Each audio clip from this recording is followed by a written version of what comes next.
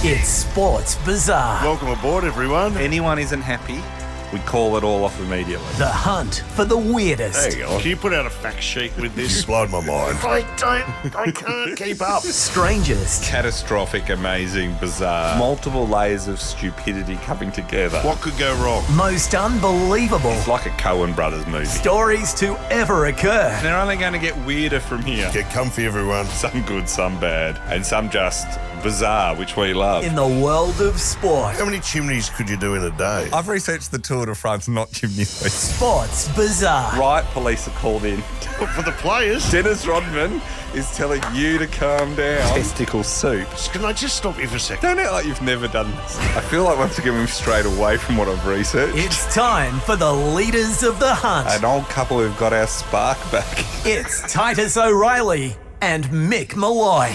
Welcome back to Sports Bizarre and the latest instalment of our FIFA, what do you call it, spectacular, our 8-part series, the lifting the lid on the seedy underbelly of this football organisation. It is What's our almost job here? exhausting, isn't it? Like it's. I think you and I were talking before we started recording this one about certain times so much stuff happens. Yeah. That you stop paying attention almost. You can't keep up. You can't keep up. And it's a bit like that. Like the amount of times that there's some investigation that just stops. Yeah. And even when I'm researching it, I go, what happened with What that? happened to that? And it just stops. Got there's taken out and whacked. It's never mentioned again. So where we left you, Sepp Blatter had just been re-elected in a landslide. Lit a Can't believe landslide. it. So the English and the Europeans are all anti him, but he still wins easily. Yeah. He wins in 2002 his second presidential election because he's not always challenged. So in 2002 he's challenged. He wins 139 of the 195 votes on offer. He's not challenged again until 2011. So from 2002... How would you challenge? You can't even get up and speak at a General Assembly. You can't... What would it be? He's fine. So a big part, though, of his power base by this point has become the Caribbean. Caribbean's got 35 votes. It controls it's the Confederation of North, Central America and the Caribbean Association Football, CONCACAF. It's one of those shortenings that is harder to say. Right. But anyway, think of the Caribbean, Canada, North America, Mexico, Central America. This is there. But the Caribbean always, because it's got so many islands and so many countries there, it has so many votes. America's just one vote. The Caribbean's got 35 votes. So if the Caribbean Football Association can kind of all vote as a block, they can dominate that every time. Can I ask a question quickly before you continue? Has anyone ever tried to just disband FIFA? Has anyone decided to go, this League of Clubs of Nations does not work under its current thing, let's all withdraw. So if the Europeans and the South Americans all withdrew and re-established it, a new organisation with a new constitution, surely that gets the job done. There's been thoughts thrown of setting up an alternate thing or doing stuff, but it's always been seen as just rather try and take over and reform FIFA has been what they've more tried to do. Yeah. And I think each time it seems anyone gets into that, they succumb. It becomes to the ring. Well, the election maths, right? And then the problem that's happened too is to come in and go, hey, we're going to let less African countries and Caribbean countries vote and Asian countries vote. It seems very Eurocentric. So people then go, well, no, like why you trying to reform it? You're kind of either being racist or colonial, or so it's had all these historical problems. Plus, it just makes so much money. People don't want to leave. Like they still want to win the World Cup. Like it's got them trapped. Like even now, everyone's complaining, but no one's not going to Qatar. It's not like Germany are going, sorry, we're not going to Qatar. They're all going to go and try and win it. So they all. It's like, I get you, but it just, you're right though. It's if there was a college voting system or something where Brazil got 50 votes because of their status, and there's been and attempts the Canary Islands got there's been attempts to try and do some of that stuff, but gets voted down. Because if you're the Cayman Islands, you're not going to vote to have less power. Well, you've just got your centre of excellence up. You have a meeting at the centre of excellence and go, I don't think so. So all right, yes. So sorry, silly, naive me. Go. We're in the Caribbean. So in the Caribbean, we're in North America and the Caribbean mainly in this episode. And Sepp Blatter has two. He's got quite a few key allies, but two of his biggest allies is a guy called Chuck Blazer and Jack Warner are the two guys. Who are these guys? Paint the picture. Well, they run the CONCACAF region. So Chuck Blazer as General Secretary and Jack Warner as President. And they deliver relentlessly to Blatter. They defend Blatter no matter what throughout most of his reign. They're massively involved in his downfall as well. We'll get to how and why. There you go. But they always are looking after them, and they routinely, for this loyalty they give to him, he gives them a lot, which we'll get into like how he gives them a lot. But they also routinely deliver him all 35 of the votes for their confederacy every time. So Chuck Blazer is an American. He's a massive guy. He's dead now, but he looks like Santa Claus almost. Huge beard. Massively overweight, tall, massive presence, big smile on him, right?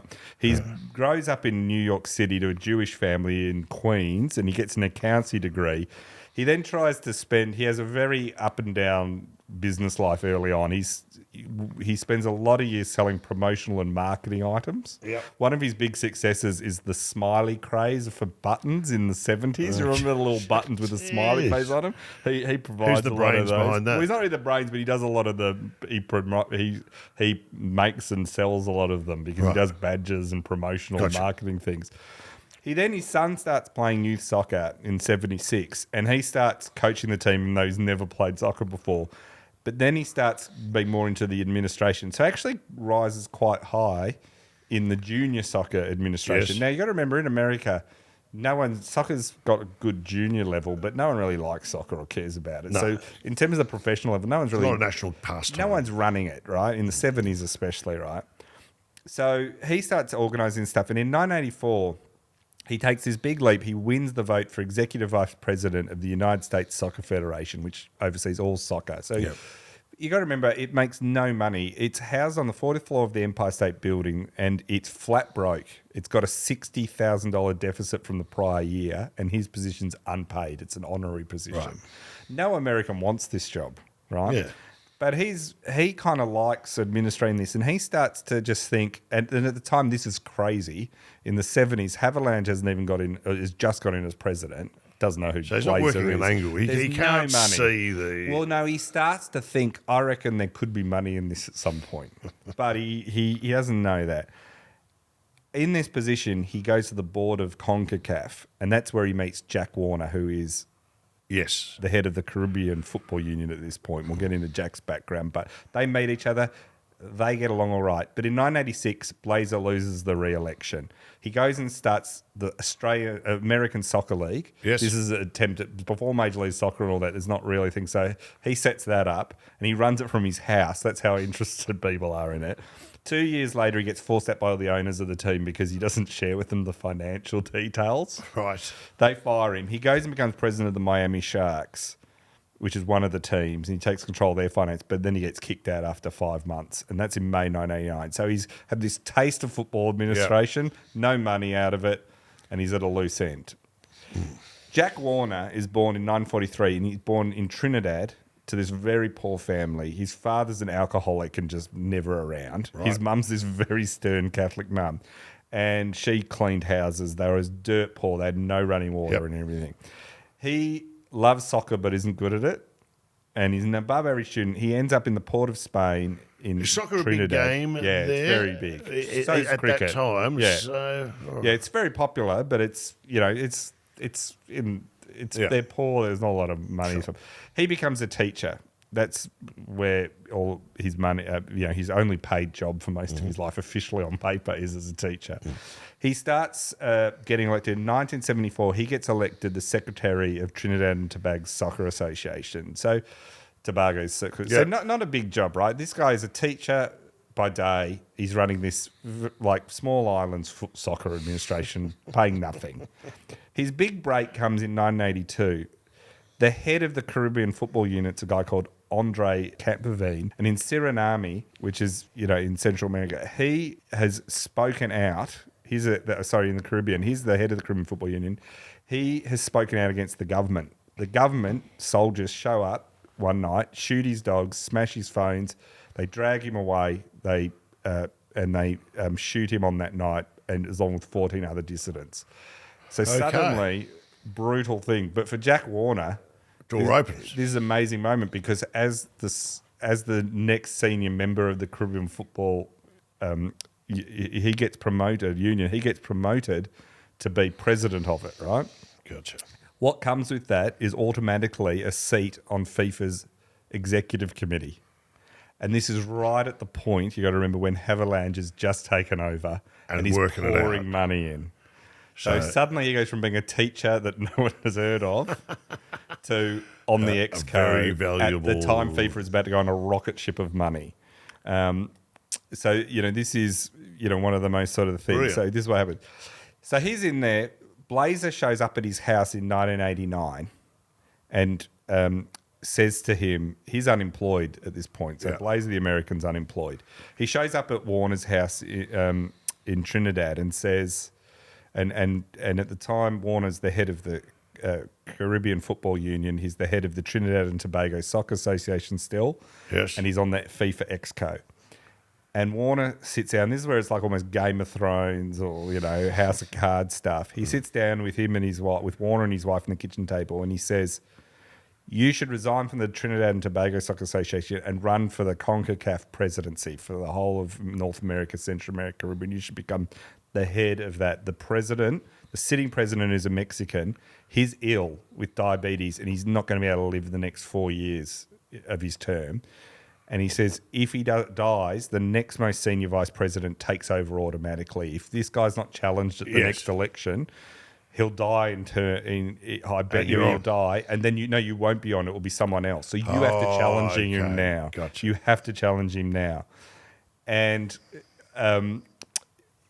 so Warner didn't know this, but Blazer sort of figured out, well, okay, you're right. If I don't challenge now, I'll never get that How's role. Blazer got onto this? Blazer's just working. He's in a different confederation. No, he's in North America, but it's all under CONCACAF. So he knows the politics, even though he's no longer in an official job. He knows the politics of it. He says, "I'll work for free for you to Warner as your campaign manager.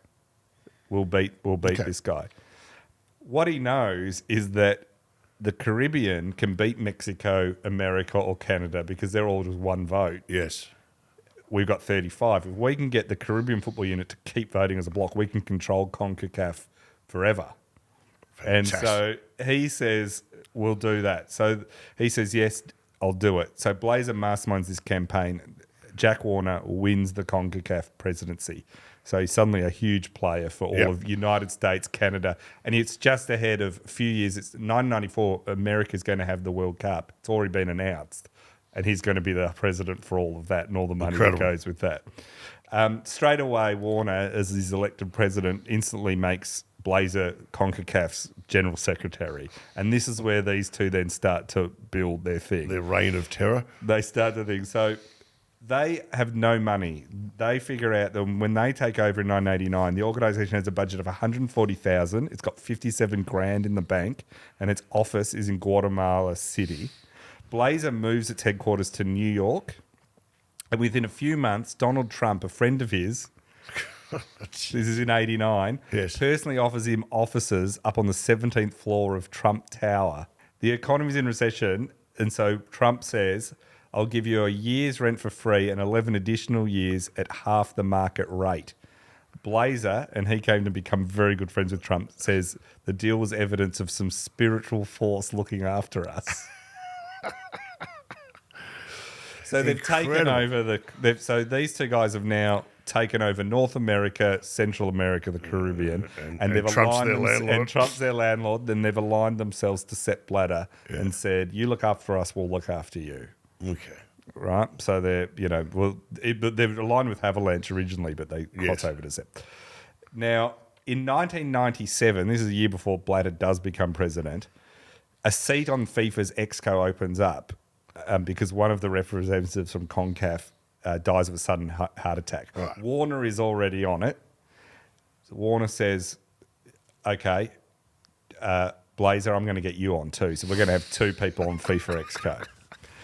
Other people say, I'd quite like to do it from their conference. Yeah. Warner allows no campaigning, insists on a vote via fax.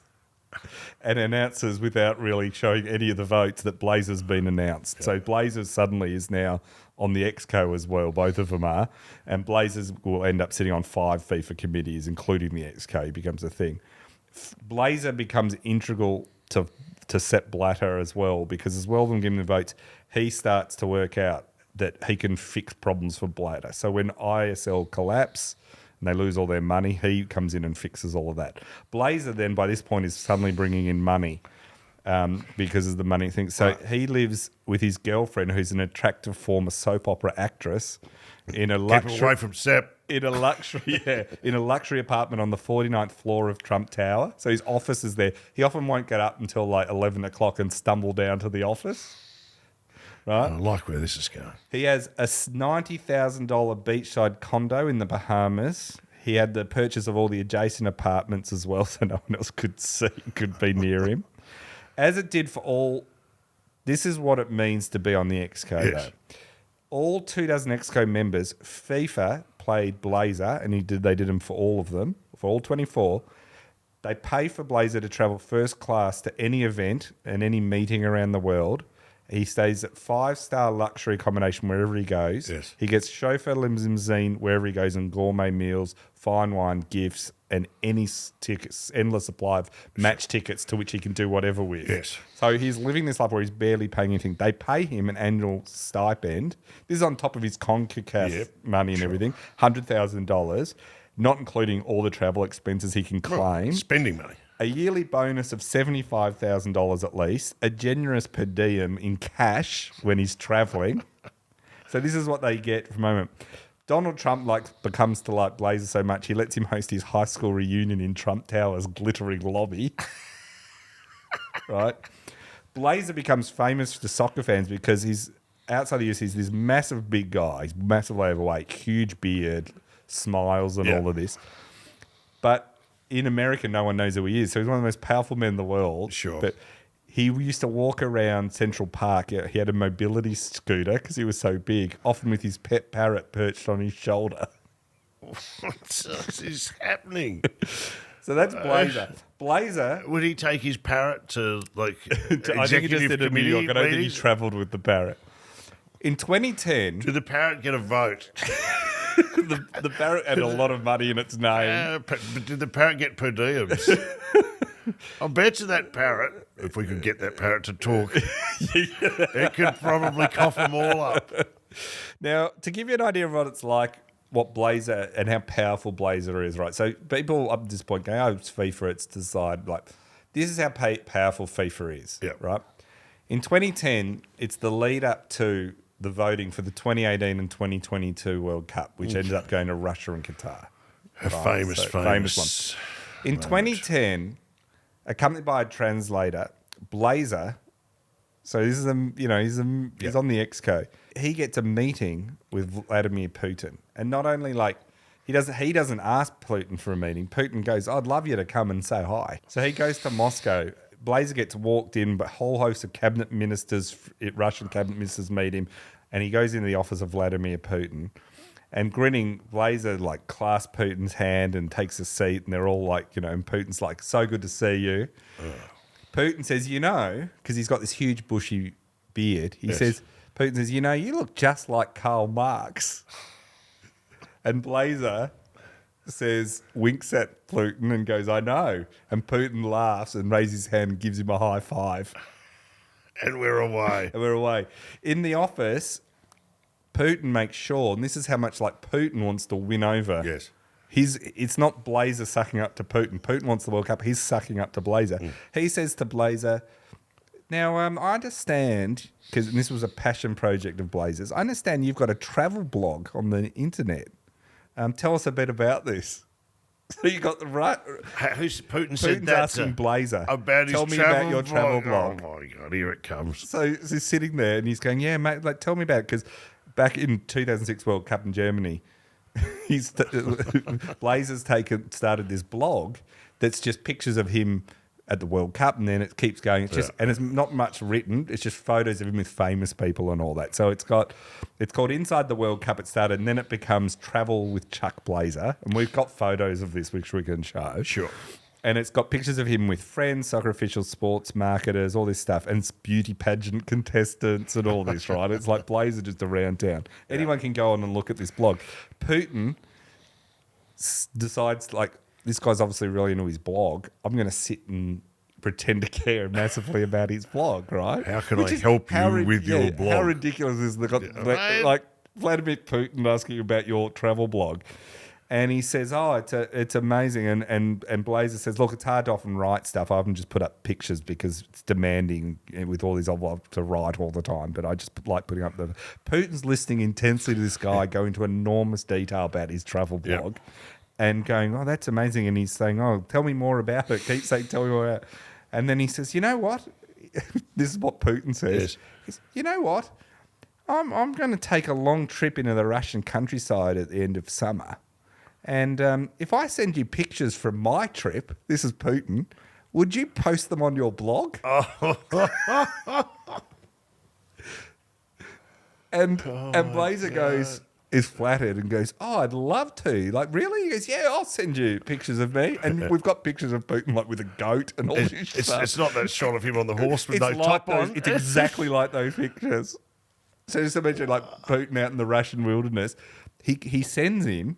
He's good to his word. He says to Blazer, would you be interested if I gave you some pictures of me on my holiday for your blog? And he goes, I'd love to. I'll change the name of my blog, which he does, to Travels with Chuck Blazer and his friends. Right? And so Putin's then good to his word and sends him 20 holiday snaps of him all around the thing. Blazer... Later on, changes his vote from England to Russia for the 2018 World Cup. Because he's for friend now, because he's travelling with Chuck and friends. Isn't that like... Wow. So this is the power these guys have, right? Like, there's Vladimir Putin pretending to care about a guy's travel. The guy that's just invaded... Probably didn't even want to go on holidays. Probably had to go and take shots of himself. How many more of these do we need? Jesus. If we point this way, we'll look them in another place. So that's sort of... Now, to give you an idea of this close alliance of Warner, Blazer and Blatter. Right. So they're the sort of the big three running a lot of this at the moment. It gives enormous benefits to all involved. So Blatter gets the votes and he gets people who are his point men on a whole bunch of issues and defending this thing. CONCACAF, though, its receipts grow from zero in 1990 to 35 million in 2009. And its prestige with both of them on the Exco is huge. Yeah. Trinidad hosted the US soccer team for one of the World Cup qualifiers, which is a huge thing, right? That's incredible. Yeah. Trinidad Soccer Association somehow for this match, so the US are coming to Trinidad to play a qualifier. Trinidad somehow, the Soccer Association, of which...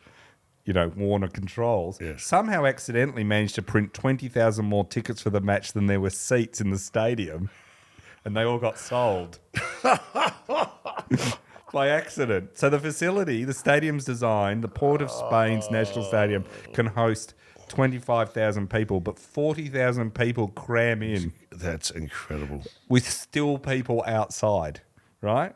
So it's a printing error. The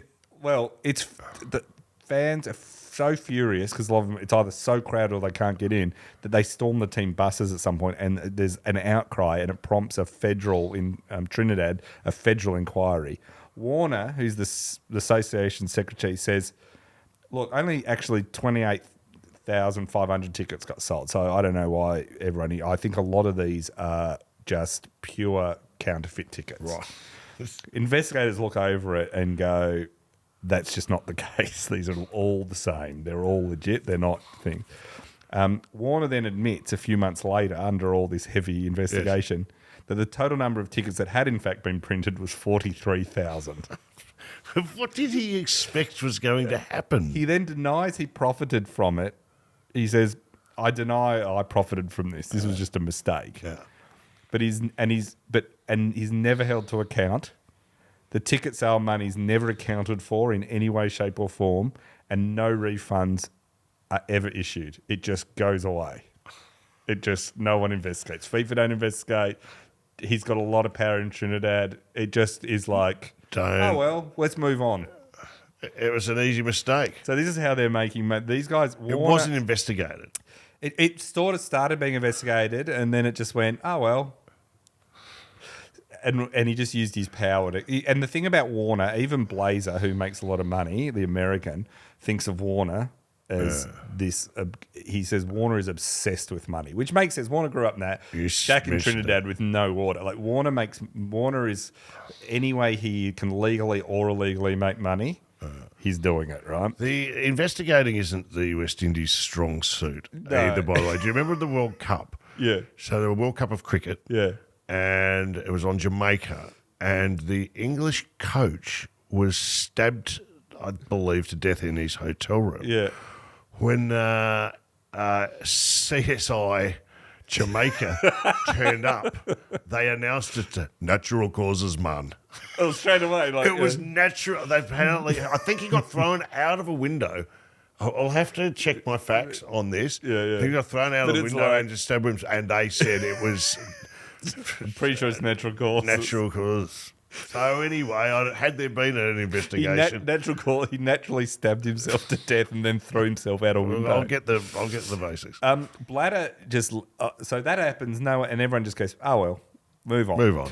Blatter lavishes FIFA funds on soccer development for all these pet projects of Warner and Blazers, right? So $3 million is given to it for a new television studio in Trump Tower's offices. So they got their Trump. They got their own floor here now, haven't they? Yeah, they do. And Blatter says, oh well. Blazer keeps saying to Blatter, I want $3 million to build a television studio in there. So he goes, fine, build one. Here's $3 million. There's a huge sports, entertainment, and hotel complex that Warner builds in Trinidad. Yeah. And it's cost $26 million, most of which Sepp Blatter gives him. It turns out later that even when he leaves CONCACAF, yes, Warner has moved the ownership of that whole facility, the $26 million sports, entertainment, and hotel complex, into his own name. so CONCACAF find it, they don't even own it. So this is Blazer's daughter, who's a lawyer, genius. Is for several years given a seat on FIFA's legal committee. Warner's younger son, Daryl, works as a FIFA development officer in the Caribbean, giving out more of the organisation's money. Officer. He's discovered later on dumping lots of money all through different bank accounts in America and goes to jail for it. So this is all happening. When Cameroon soccer official, remember in 2002, Isaiah Hayatou runs against Blatter, he asked to address CONCACAF's membership at their thing. Correct. Warner says there's a ruling that only a sitting FIFA president can address the Congress and says no. So they look after Blatter in those ways while this has all happened. In 2006... Did you see that footage recently? The Chinese Communist Party meeting where former leaders were just taken out and removed in a very public way. Yeah. This has the same sense of... The vibe is exactly the same. It's like... You can't speak. So they just say, so they're looking. In 2006, Trinidad finally qualifies for its first World Cup, which triggers a large allocation of tickets by FIFA to Trinidad, right? So because you're in. Sure. Under FIFA rules, its officials can't resell tickets for more than face value, right? So they get given tickets, but they can sell them. But two secret investigations by auditors Ernst & Young were leaked. So they never were public events, but they were leaked to the press, showing that Warner had made more than $900,000 from scalping the World Cup passes. So the evidence is there. They've got it leaks. It's public. He scalped twice as many as he was originally given. Yeah. I don't know what happened. This is after the printing the tweet. Yeah. So anyway, Ernst & Young have this document that's documented. It's there. Warner has made more than $900,000 scalping the World Cup tickets, right? So it's all over for Warner, surely. All over, you'd think. So presented with all this evidence of one of the most powerful officials, FIFA expresses disapproval, but said it would not discipline him and close the case. So they just go, yeah, because it's their own rules, right? Like They were disappointed. He's breaking FIFA's rules. He's not breaking like America or Trinidad's rules. FIFA say you're not allowed to on-sell them. He goes, well, I have on-sold them. They go, all right, well, tough. we're disappointed. Bit disappointed, but Let this be a lesson to you. Don't do it again. I hesitate to ask, but is the ethics committee, the FIFA ethics committee, up and running at this point? I think we're still. This 2006 they get formed, so they're still not even around. So that just stops. So that's Warner and Blazer, right? Well, These are the guys. Brilliant. They're going to come back into this story when We've got to remember they are the tiniest part of this whole thing. Yeah, it's a but tail. they're some of the most powerful. Both of them on the X code. They got all this money. They're meeting Putin. It's as absurd. Yeah, and they're so this is powerful. a Dr. Strangelove type of satire of just absurdity. And Blatter's just like, yeah, fine, it's whatever. He's just like, I need them. I need these guys. So like, you got to remember Blatter. If we go back to Blatter for a second, he's got guys like this behind him. He's won that challenge in 2002 for FIFA president. He doesn't face another presidential challenge up until 2011. So he's just got free reign, right? So all the stuff that comes later and for this point, for most of 2000 up to 2011, no one's even like challenging him. So he starts throwing out a lot of ideas. This is where he gets. He's like Caligula, you know, when he ordered his troops to attack the papyrus reeds. They do it. You got to do it. He's the boss. So in 2004, he comes out and he's got some ideas about how to improve women's football. Okay. Because he's got strong ties to the female community. So he says, let the women play in more feminine clothes like they do in volleyball. They could, for example, have tighter shorts. Female players are pretty, if you excuse me for saying so, and they already have some different rules to men, such as playing with a lighter ball. The decision was taken to create a more female aesthetic, so why not just do it for fashion? Norwegian footballer Lisa Klaveness responded to his suggestion by saying, as footballers, we have to think practically. If the crowd only wants to come and watch models, then they should go and buy a copy of Playboy. You must remember, he was formerly on the Friends of Suspenders committee, and he still holds a strong attachment to the good old days. What about suspenders? So he just comes out and says this stuff. It's absolutely great. What year was that? Can I say that's 2004. Did that cause outrage? Yeah. So it did. It did. It caused outrage. Probably not as much as it would now, but it was still seen as pretty. Sure. But he, he said about Qatar, he said, He also suggested they should take their tops off and wave their jerseys above their head after a goal celebration. He's the sort of guy like let's ban sports bras, kind of guy. Like he's an ideas man. But you really remember, there's a host of things he says all the time. In May 2004, South Africa secure the decisive vote for the World Cup. Right. And remember how big that was. And this was a big part of, right back to Havelange and then Blatter, them promising Africa, you will get. Is this post-apartheid? This is post-apartheid. Nelson Mandela's in charge. And now you can have your... They're saying, and they were meant to get it in 2006, except the French bought that and beat South Africa. And so the South Africans thought that sound right. FIFA quickly rush in what they call a rotation policy, which is continents who have won it in the previous year or bid can't do it the next one. So the only countries really bidding for it in this year were Africa. The rotation policy was in for just this one. They fast-tracked the rotation policy. A way to come up to do it right. Nelson Mandela, he backs the bid, comes out, and when the outcome comes that he's won, he holds the world trophy a lot. When it's announced it's going to be in South Africa, and he's in I think his 80s at this point. He says, "I feel like a young man of 50." So this is that's how big it is. Nelson Mandela, and South Africa's delegation. This shows you how fast it's moved after apartheid. Yes.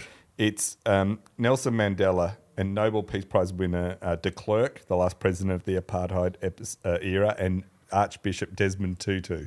So, they've got a pretty packed one. Big guns. Yeah. Now, of course, this is in 2004. They win this. In 2015, it's revealed that officials from the South African Bid Committee had secured the right to host the World Cup by paying $10 million in bribes to then FIFA Vice President Jack Warner and to other FIFA executive members. So an actual bribe, not a jet, not a corporate jet, not a you know what South Africa say? And this becomes important, this bribe, because this is well documented and ends up being problematic down the track. Yes. They give it to Warner at the Caribbean Football Union, and they say it's a payment in honour and to support the African diaspora from, all the slaves that got taken from Africa, the Caribbean. Jesus. They say it's an acknowledgement of that. Everyone else goes, it's a bribe. Let's not. Wow. So Chuck Blazer, There's no rules here, is there? There's no... Chuck Blazer later goes on the record, this is down the track when it has all gone pear-shaped. He says, I and others on the FIFA exec, so this is Chuck Blazer, the American with the big beard, and this is how we know this is all true. He said, I and others on the FIFA Executive Committee agreed to accept bribes in conjunction with the selection of South Africa as the host nation for the 2010 World Cup. So it's End of story. End of story. So we'll come back to that because that becomes a bigger thing. But no one knows this in 2004, right? It's Nelson Mandela celebrating. In 2006, there's a really interesting thing of just shows you how FIFA operate. FIFA has had, for the past 16 years, this is leading into the 2006 World Cup, they've had MasterCard as their credit card ad sponsor. And MasterCard, around this time in 2005, 2006, they lose this partnership after 16 years to Visa. Okay, right? the direct opposition. Yeah. So this is a big thing, because this is, by this point, these are proven things, not like in 78 when they started to come in. Yep. So FIFA, it turns out, had confirmed to MasterCard that they would keep working with them and said basically, we'll re-sign with you. Or under the contract, it said you have to give MasterCard the first right to sign you. Yep. This goes to court. MasterCard end up suing when they don't get it. The chief judge of the US District Court, where it goes, she signs off an 125-page opinion that basically condemns all the senior figures in FIFA, from the employees, the office holders and committee members, including Jerome Valky, who's the marketing head, and Chuck Blazer, the American. Chuck's been named. Chuck's there. She comes out and says that they basically did this thing where MasterCard were told that they were going to be dealt with first, and they had the right to sign the deal or not. And they didn't tell them they were negotiating with Visa, right? So they lie to MasterCard and say, we're not negotiating with Visa. You, as the contract says, we will negotiate with you first. You have first right. Right. They don't do that. They're also talking to Visa. Visa say, does MasterCard have this first right clause? FIFA says no. They don't have it. So they lie to Visa and they lie to MasterCard, right? This all comes out that they have lied about all this. Why would they not go back to MasterCard and give them the I think last Visa right? are offering more, and they just don't want to go through the problem of having to go through to MasterCard at all. Like, they just pay, they don't care, and then they're all playing off. And the report, the judge says that the FIFA's negotiations lied repeatedly to MasterCard, assuring their long-term partner that they had first right to acquire. Even though they didn't. They lied to Visa when they repeatedly responded to the direct question of whether MasterCard had any incumbency rights by assuring Visa that MasterCard did not. FIFA then kept Visa up to date with detailed descriptions of where things were in their negotiations with MasterCard, while concealing from MasterCard the fact that they were even talking to Visa, right? And a lot of this is like the judge is even going, why are you doing this, right? Yeah. The judge said Chuck Blazer, so our American bearded friend, was his testimony at this trial was generally without credibility based on his attitude and demeanour and on his evasive answers on cross-examinations. Based on his evasive answers and his attitude and demeanour, Mr. Blazer's testimony as of March 14, 2006 is rejected as fabricated. Wow. That's right? solid. They say portions of the FIFA's witnesses, so all the people who testify on FIFA's behalf, are credible, but concluded that overall their testimony was generally not credible. They say a few witnesses are okay, but generally it's not credible based on their attitude, demeanour, varying degrees of impeachment they suffered. In contrast, the MasterCard witnesses were credible based on their attitude and demeanour and all other evidence in the case. MasterCard get told they can sue them further, but they basically decide they've had enough of FIFA. They accept a $90 million US compensation payment and go away and go, we're done with you, right? Valky, you've got to remember, who's the marketing head. He's the head of marketing. He is shamed by this court thing to the point where he loses his job as the head of, he leaves his head of marketing. Yeah. And you would think that, that's the end of him. Blatter appoints him General Secretary of FIFA, the number 2 in charge a few months later. Who's just as shonky as the guy from the Cayman Islands, who is... So the guy who's just cost them $90 million is getting promoted. and gets basically becomes second in charge of the whole thing. Well, he's climbing the ladder. He is up there and about. So this just shows with the MasterCard ruling, the MasterCard themselves, who are hardly big corporate. Just the fact that FIFA are so in on credit cards. Yeah. I'm sure the visas probably never got traced back to them. I know. Where can we embezzle money? We had a Visa or MasterCard. Yeah. That would have been the pitch. I know, and Visa and MasterCard, you would hardly say are like these benevolent corporate citizens. They're like these ruthless financial companies. They get taken to the cleaners by FIFA. Even they are outraged. FIFA's headquarters is mostly underground. I think it's about 2/3 of it is like they've got about 7 levels under the ground. It's less than above the ground. In my mind, I've been seeing like a Death Star. No, it is like that. It's like a Bond villain.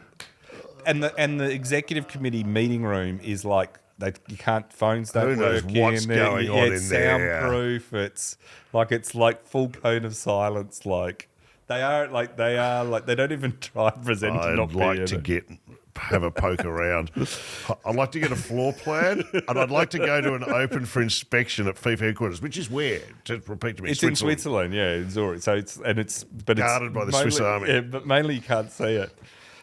So this brings us to. So this shows you where FIFA are at, right? They're just dodgy on every level. Like even if it's not out and out corruption, I mean that's a US judge saying all that, so it's on the record. It's hardly like it's accusations. It's proven in court, right? So this brings us. We're now up to about December 2010, and this is where the awarding of the 2018 and 2022 World Cup are decided. Now, and why are we doing it? Why is it combined? They combine it to basically figure out that they can sell it as a package. One, they can intensify the bidding around the 2 World Cups.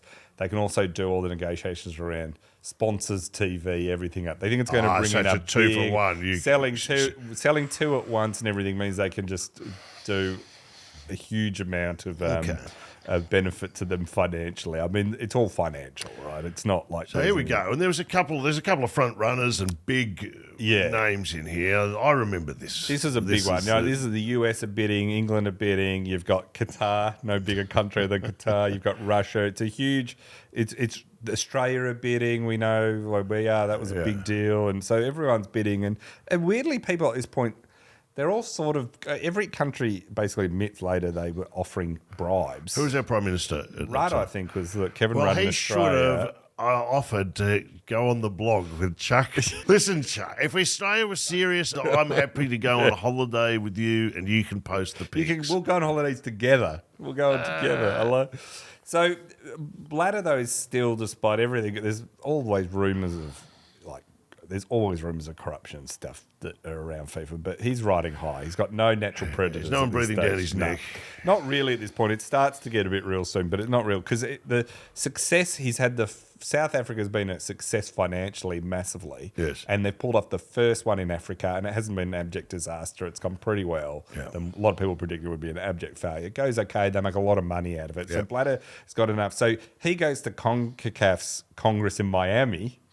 They're in Miami now. I thought they were Trump Towers. Well, but they have the conference in Miami. And Blatter gets up in front of them, and these are his people, with, Ward and Blaze and everything. He says... This is the most important meeting he ever addresses at any stage, like he's got that anywhere, this lot. Well, this is how important. He's got all the money from the 2010 World Cup. And the World Cup is where FIFA makes all its money at the World Cup. So they get this huge injection every 4 years, and then they dole that out over the next 4, and then they have it again. So that's what they make very little money out of other things. So he gets up, and it's just after the World Cup's finished. He pledges an addition $1 million to every member of CONCACAF, calling it a birthday present in honour of the Confederation's 50th anniversary. There's a little envelope for you. Up and goes, there's a little envelope for you. If you all look under he doesn't even hide it. He just goes, it's a present it's the 50th anniversary of this Confederation's. So you all get $1 million. You could call it a bribe, but it's a present. So it comes to awarding these ones. And look, it's still a bit murky what went on. So, like... What went on? So can you unpack as much? There's no doubt this was corrupt. Like there's a lot proven that proves it's pretty corrupt. So it's not like I'm going out on a limb there. But we like a lot of things, we don't know all the levels of it, and we don't know how high it kind of goes. We know some people that definitely took money, and we know others that still claim they had no knowledge or whatever. Blatter has always basically been very good at just remaining a little bit above. Even when people will be like, people will come out and say, Blatter knew all about it. And he goes, no, I didn't. No, you can't prove it. Yeah. But what we do know is of the 22 people ExCo members vote on where these two go. 2 don't vote because there's normal 24 because they've been banned for alleged corruption. But we'll get into that. But of the 22 that do vote, 16 of them now, looking back, have been implicated or investigated under some form of alleged corruption or brag practice since the vote. 11 of the 22 subcommittees who voted on the 2018, or committee members who voted on the 2018 or 22 tournaments have either been fined, suspended, or banned for life, or prosecuted for corruption. By who? Who's so not FIFA? Everyone, it's not an some internal FIFA, investigation. The Ethics Swiss, Committee. The FIFA Ethics Committee, the Swiss. The Americans got involved, and we'll get into the Americans one because that was a big one. So there's been all sorts of... They came for them. They said, we're not copping this. Some of them, yeah. And that's interesting how it comes up that it does. But what we do know around the awarding of the Russian and Qatari World Cups, right, is FIFA got a $400 million rights deal with Al Jazeera, Qatar's state TV station, just 21 days before the bid's decision, with an extra 100 million top-up should Qatar succeed. FIFA denies that this was material in any way to the decision. It's an extra 100 mil in it for you. Well, yeah, and it's a total of $400 million right deal with a 100 million top-up. FIFA this was not material. So $500,000 not material. Just a chance that happened 21 days. Okay, yeah. A guy called Sandro Rossell, who had dealings with Qatar, was connected and part of their bid. Yes. He made a payment of 1.45 million euros to the bank account of Ricardo Teixeira, who is Warner's son-in-law. He made it to this... how is that not... To his 10-year-old daughter's bank account. Right. Again, I'm going to say... So $10 million just shows up in $1.45 million just shows up in Ricardo Teixeira's 10-year-old daughter's bank account. I see nothing suspicious in that. I don't see anything suspicious. Nothing to see here, people. Yeah. So and we know that had come from the Qataris, that money. So it had all gone around and stuff.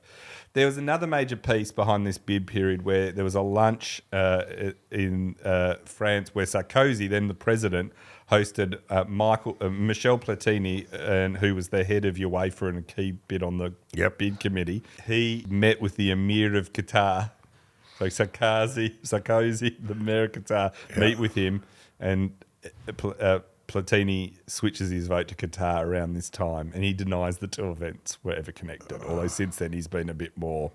It turns out after Sarkozy puts the pressure on for him to switch, because Michael Platini is French, the Emir's government would later buy out Paris Saint-Germain, increase its stake in a French media group, and buy up the entire rights to French football. And ever since, France has enjoyed very productive commercial relations with Qatar, but everyone denies that this has anything to do with it.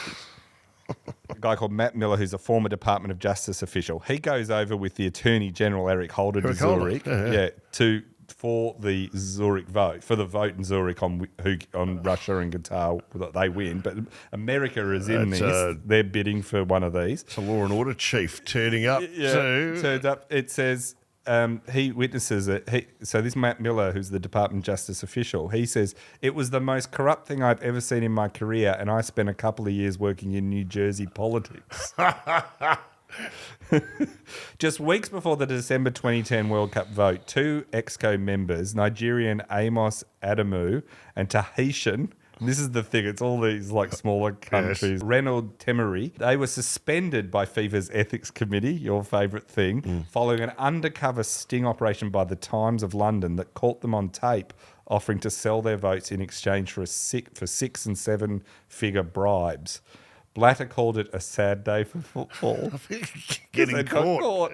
So they're the two. They don't get to vote. Imagine Sepp Blatter shaking his head. I just don't know. I'm Obviously, shocked. it's disappointing to us. So but they can't vote because they're out. But really only 'cause Seems a bit harsh. the ethics committee had to because the Times had them on tape agreeing to sell it. The same ethics panel clears Qatar, the Qatar bid, and the Spain and Portugal bidding for 2018. Qatar's bidding for 2022. Yeah. Qatar's successful. Spain and Portugal are not. But the ethics committee clears Spain and Qatar and Portugal from colluding to vote for each other's, which had been also made by the Sunday Times investigation.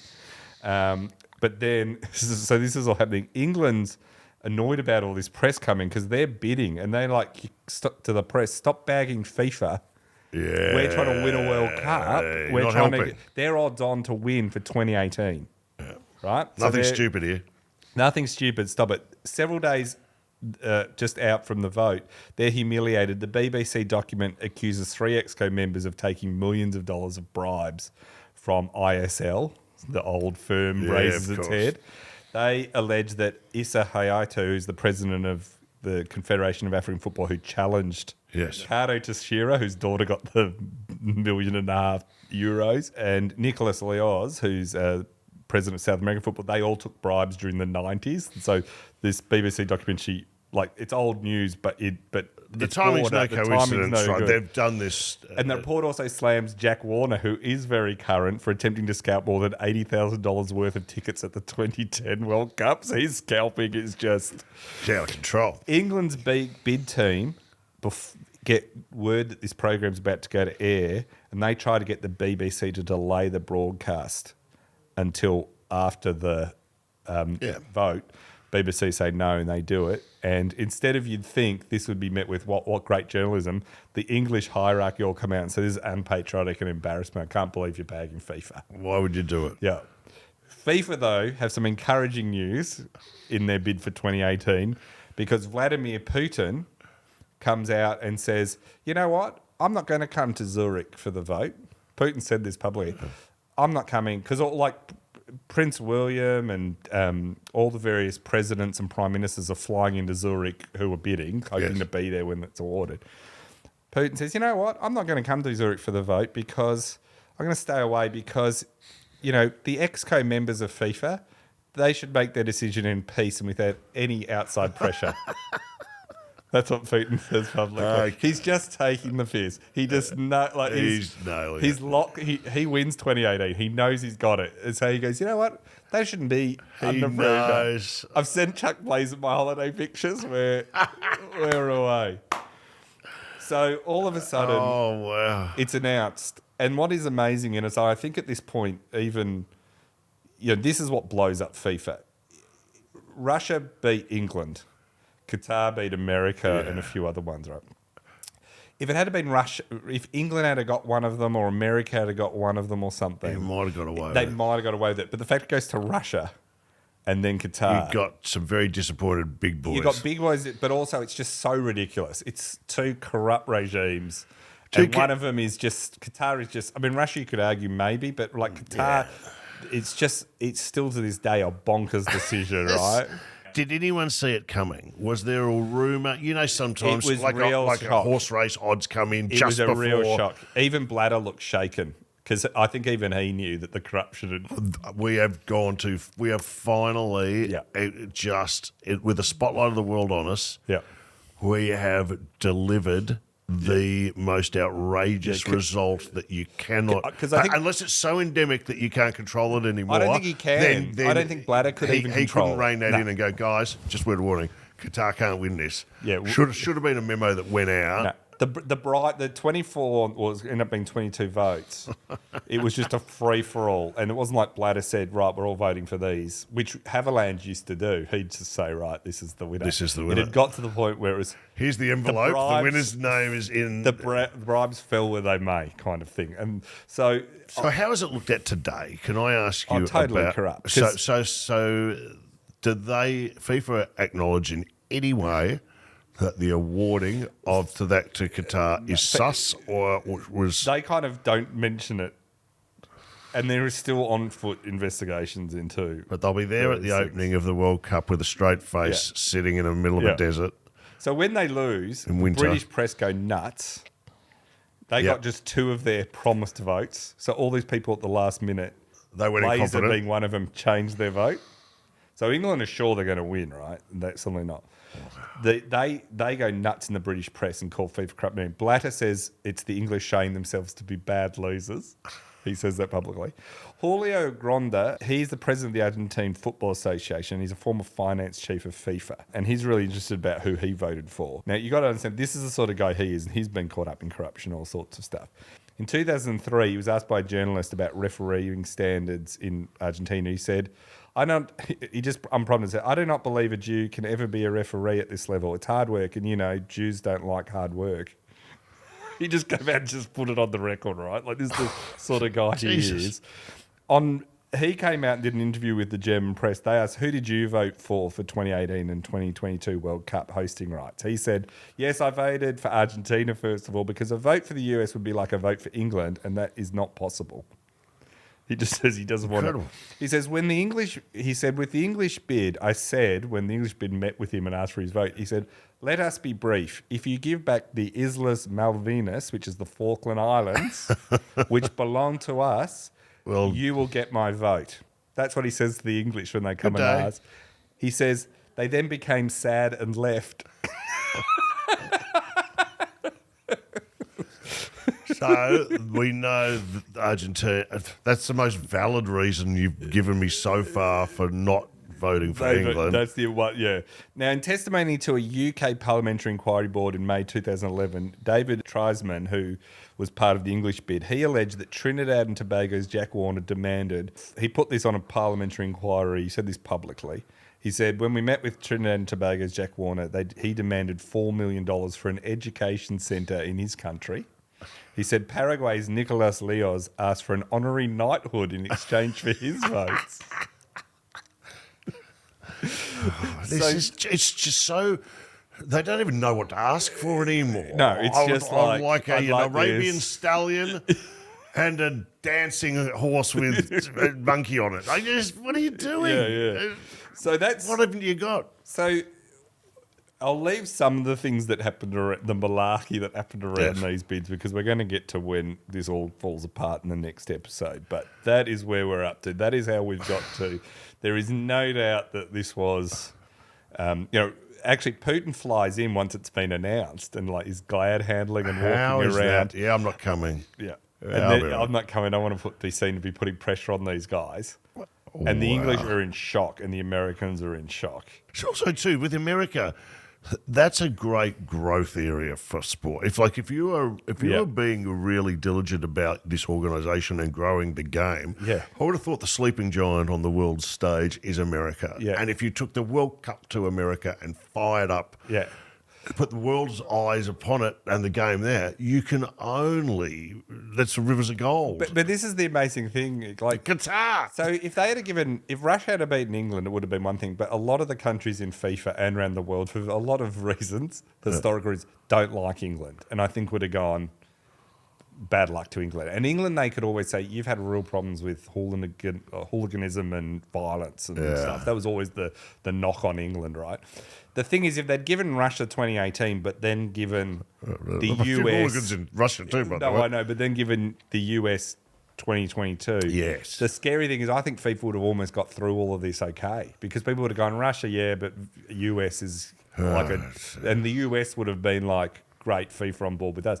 The fact they managed to annoy almost everyone, but it was also the massive greedy overreach that they had put their bribes before what was a even vaguely sensible decision. Russia could always be sold. Qatar could never be sold as that anyone in their right mind, if you weren't being bribed, there's just no reason to give it to Qatar. There's just none. The idea that the country that invented the game is beaten as not seen as a better venue than Russia. Yeah, I know. And then I think also now as the Qatar approaches the Russian decision with what's happened in Russia since 2018 and since this decision is now seen as even like What's happened to England? worse and worse and worse.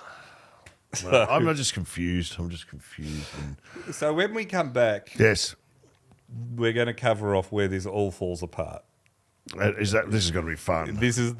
So we've gone to this. This is the 2010 awarding of the 2018 and 2022 World Cups is the absolute peak of corruption in FIFA. I The cannot corruption wait. doesn't stop, but this is where people start to it starts to implode.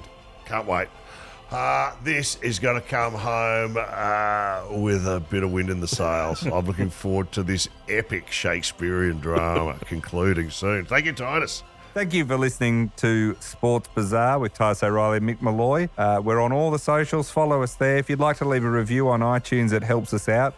And if you've got an idea for a story you'd like us to do or got some feedback, send an email to us. We're even on the electronic mail. It's info@sportsbazaar.com. See you next week. Cheers.